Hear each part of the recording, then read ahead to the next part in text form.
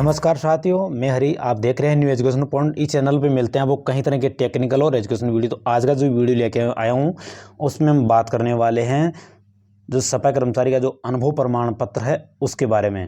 क्योंकि अभी जो सबसे बड़ा मुद्दा और परेशानी का बना हुआ है वो है सब अनुभव प्रमाण पत्र। तो बनाने वाले और बनवाने वाले सभी समय ये कन्फ्यूज है कि कैसा बनाना है या कैसा बनवाना है।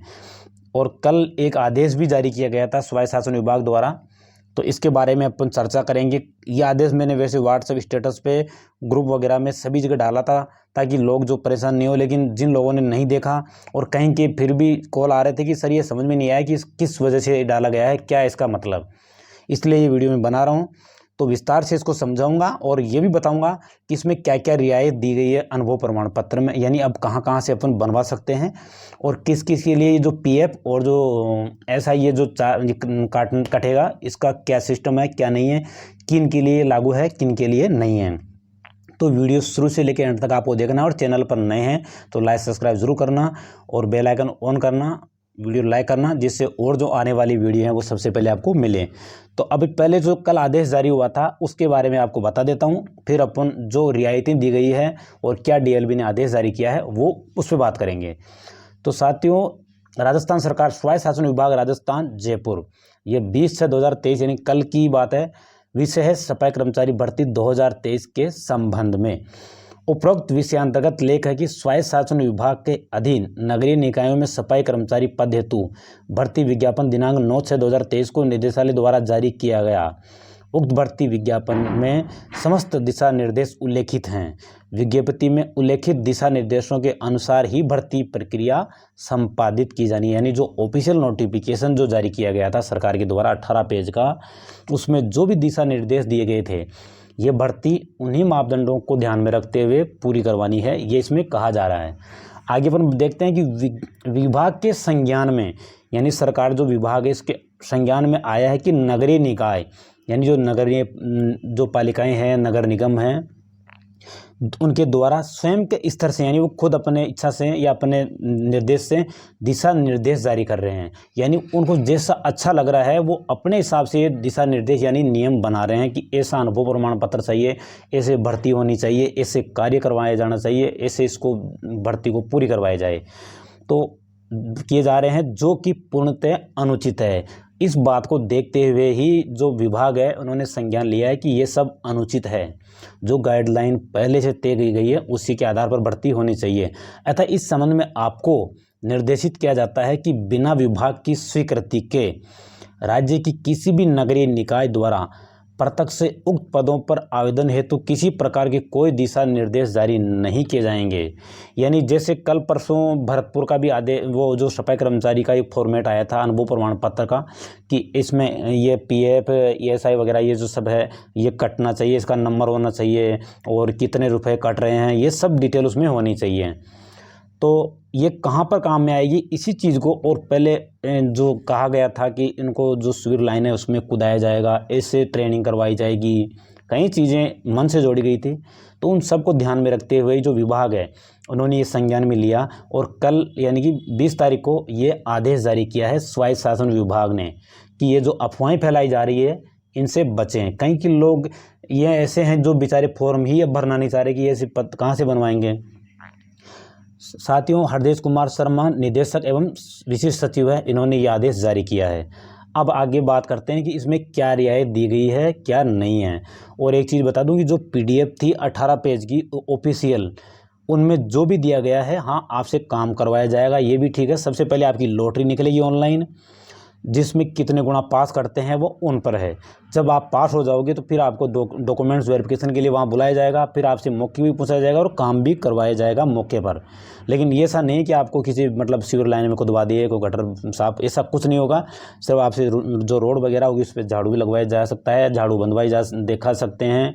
आपका झाड़ू जो पकड़ने का जो स्टाइल है वो कैसा है, उससे पता लग जाएगा कि भाई इसने काम किया हुआ है नहीं किया हुआ है। ये जो जैसे कोई छोटी मोटी कोई नाली वगैरह कोई ऐसा है नाला छोटा, तो उसमें से कैसे आप जो उसको साफ कर सकते हो, ऐसी चीज़ें करवाई जाएगी, उन्हीं में आपका पता लग जाएगा। ऐसा नहीं कि आपको किसी नाले में कुदाया जाएगा, ऐसा भ्रमित किया जा रहा है और कुछ नहीं है।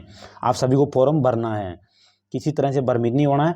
अब अपन बात करते हैं कि किस किस जगह से आप बनवा सकते हो। तो साथियों, आज अखबार में आई है दैनिक भास्कर में, सफाई कर्मचारी भर्ती मामला, ग्रेटर और हेरिटेज नगर निगम में कंपनी के ठेके पर लगे हैं 1000 सफाई कर्मचारी। साथियों, शहर में 250 वार्ड हैं, प्रत्येक में अभी भी 4 जो कंपनियां हैं उनके जो कर्मचारी है कंपनियों की, प्राइवेट कंपनियों की, वो 1000 कर्मचारी आज भी दोनों जयपुरों में यानी ग्रेटर और हेरिटेज में काम कर रहे हैं सफाई का। उनमें 1000 है जो संविदा पे मान लो उनमें काम कर रहे हैं। तो ये जो पीएफ और जो ईएसआई जो है ये उन्हीं जो 1000 कर्मचारी हैं उन्हीं का कटेगा। यानी जो ये डिटेल देनी है वो सिर्फ ये जो 4 कंपनियों की जो कर्मचारी लगे हुए हैं जो पहले से काम कर रहे हैं, संविदा पे अपन इनको बोल सकते हैं, तो उनको ये जानकारी देनी है। अदर जो पहले काम कहीं भी करा हो और वो फॉर्म भर रहा है, उसको आप चाहे प्राइवेट स्कूल हो, प्राइवेट हॉस्पिटल हो, सरकारी हॉस्पिटल हो, कोई सी भी प्राइवेट सरकारी कोई सी भी संस्था हो या कोई बड़ी जो होटलें हैं वो हो, अगर उनके अंदर आप काम करते हो या करते थे तो आपको उस फर्म का इतना ही चाहिए कि एक तो GST number, letter pad original होनी चाहिए, फोटोकॉपी नहीं, जीएसटी नंबर होना चाहिए और उसकी जो जीएसटी मोहर वगैरह सील है और उसके साइन, ये अगर आपके उस लेटर पेड पे हैं तो आप उसको प्रिंट करवा के अपने हिसाब से जैसा भी उसमें मांगा गया है और आप इसको जमा करवा सकते हो, आपका चलेगा। किसी भी फर्म का हो सकता है, अब इसमें ऐसा नहीं है कि किसी नगर निगम का, किसी नगर पालिका का ही हो, आप किसी पंचायत से बनवा लो, किसी से भी बनवा लो, आप किसी सरकारी हॉस्पिटल से, प्राइवेट हॉस्पिटल से, किसी सरकारी स्कूल से, प्राइवेट स्कूल से, पर उसका ये होना चाहिए कि जीएसटी नंबर ज़रूरी है और इसके साथ के अंदर ये जो अपना सील है उसकी ये मोहर और उसके साइन भी होने चाहिए और ओरिजिनल जो लेटर पेड है वो होना ज़रूरी है। फार्म आप कहीं से भी लगा सकते हैं, फॉर्म एक ही लगाना है। अगर आप एक से ज़्यादा फॉर्म लगाते हो तो रिजेक्ट हो जाएगा। ओटीआर आपको सबसे पहले करवाना है।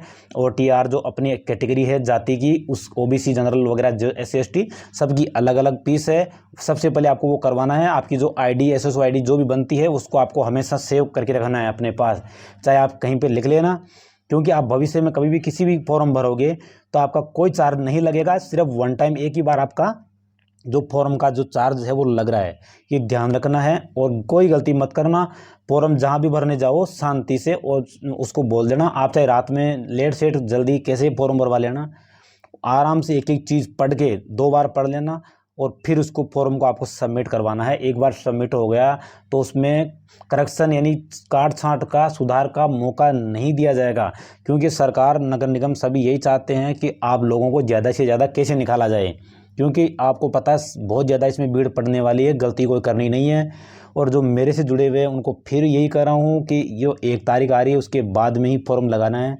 अभी तक सिर्फ आपको नॉलेज में रखना है कि किस किस तरीके से फॉर्म लग रहे हैं, अनुभव प्रमाण पत्र में क्या क्या लोग भर रहे हैं, आपको नहीं भरना, क्योंकि 1 महीने का टाइम दिया गया है। तो आराम से 1 तारीख बाद में भी आपके पास 19-20 दिन बचेंगे, आराम से तब भर दो। 1 दिन का काम होता है। डॉक्यूमेंट्स अगर किसी के कम है तो आप कंप्लीट करवा लो। धन्यवाद साथियों। अभी तक भी आपने चैनल सब्सक्राइब नहीं किया तो चैनल सब्सक्राइब कर लेना, बेल आइकन ऑन करना, जिससे और जो आने वाली वीडियो है सबसे पहले आपको मिले। चैनल को लाइक ज़रूर करना और अपने दोस्तों को शेयर करना। धन्यवाद साथियों।